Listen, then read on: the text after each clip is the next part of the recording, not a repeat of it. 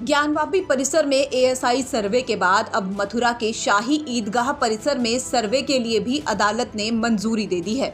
श्री कृष्ण जन्मभूमि से सटे शाही ईदगाह परिसर के एएसआई सर्वेक्षण के लिए इलाहाबाद हाईकोर्ट ने मंजूरी दे दी है। हिंदू पक्ष ने शाही ईदगाह परिसर के सर्वेक्षण के लिए अदालत की निगरानी में एक एडवोकेट कमिश्नर की नियुक्ति की मांग की थी। इसे हाईकोर्ट ने मान लिया है। हालांकि सर्वे की तारीख और एडवोकेट कमिश्नर कौन होगा, इस पर फैसला 18 दिसंबर को किया जाएगा। लेकिन अब इस मामले को लेकर सियासत तेज हो गई है।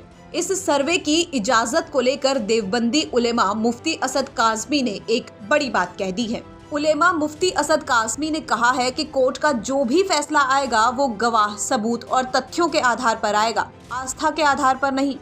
साथ ही उन्होंने ये भी कहा कि देश में इस वक्त ऐसे मुद्दों की कोई भी जरूरत नहीं है। बिस्मिल्लाहिर्रहमानिर्रहीम। सबसे पहले तो मैं ये कह देना चाहता हूँ कि इस वक्त में मुल्क के अंदर इस तरीके के मुद्दों की कोई ज़रूरत नहीं है।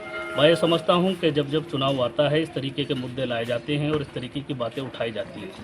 लेकिन ये मामला कोर्ट के अंदर है, कोर्ट के अंदर गया हुआ है।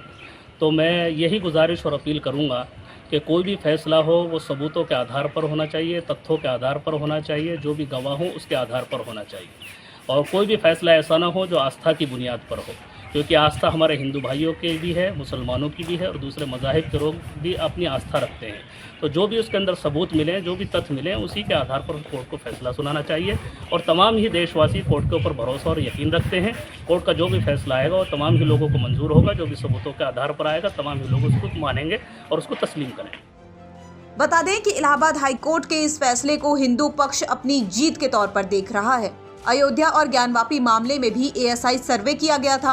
अब मथुरा में भी एएसआई सर्वे किया जाएगा, जिससे ये साफ हो सकता है कि मस्जिद खाली स्थान पर बनी है या इसे मंदिर को तोड़कर बनाया गया है। इस सर्वे का क्या नतीजा निकलकर सामने आता है, ये देखने वाली बात होगी। देवबंद से पिंटू शर्मा की रिपोर्ट, यूपी तक।